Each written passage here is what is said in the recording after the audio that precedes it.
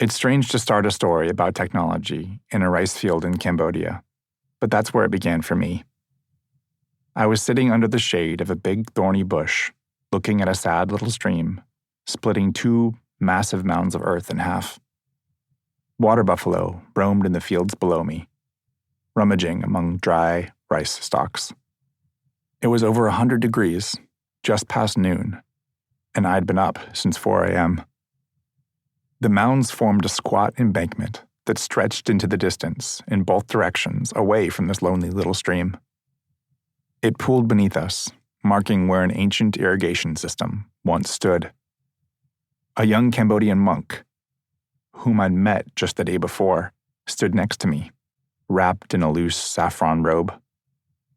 He spoke in short, emphatic bursts of broken English.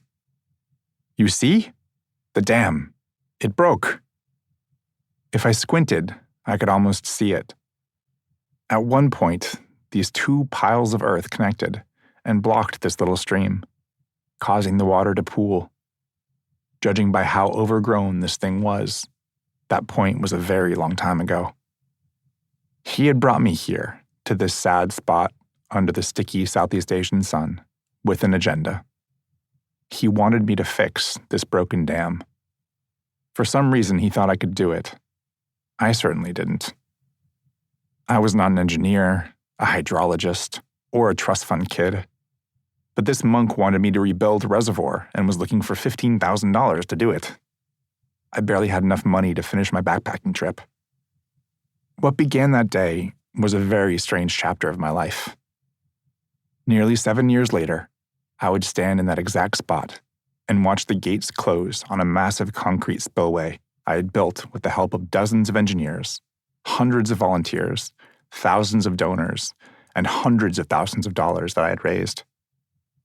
As the water slowly pooled into what would become an enormous irrigation system, providing water to over 5,000 poor rice farmers in the middle of nowhere, a single thought bounced through my head.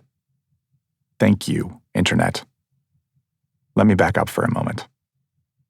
Today, it's particularly difficult to speak about a subject without first addressing one's personal history. So let me start by taking a moment to tell you a bit more about where I came from. My name is Tobias. I grew up in a suburb of the Bay Area, in Northern California, in a modest middle-class home.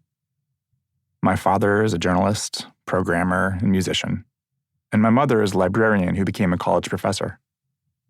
My family's background, according to 23andMe, is broadly Northern, Western, and Southern European, with a dash of Japanese that somehow weaved its way into my distant family tree.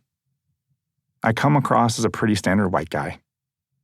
My nephews are black, my nieces are ethnically Jewish, my partner is Chinese American, and our children and their cousins will be unmistakably intermixed. My family's genetic lineage is a converging reflection that might best be simply called American. I struggled in school and was diagnosed with ADHD as an adult. I made it through my degree studying art and psychology by doing some subversively creative projects for my senior thesis, spreading viral memes across campus in an era before most people even knew what a meme was. When I turned 22, I worked for a year to save money for a solo backpacking trip through Southeast Asia. During this trip, I was compelled to immerse myself in new cultures as a tourist exploring beaches and hidden villages, but also spent almost half my time volunteering, including doing administrative work at a home for HIV-positive kids in Thailand.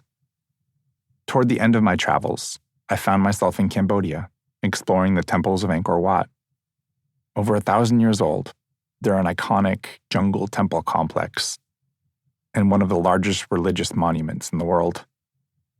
After a week of exploration, I returned one evening to my guest house, a small, creaky old place with wooden rooms that cost $2 per night. The door of my room had some common sense guest house rules for Cambodia.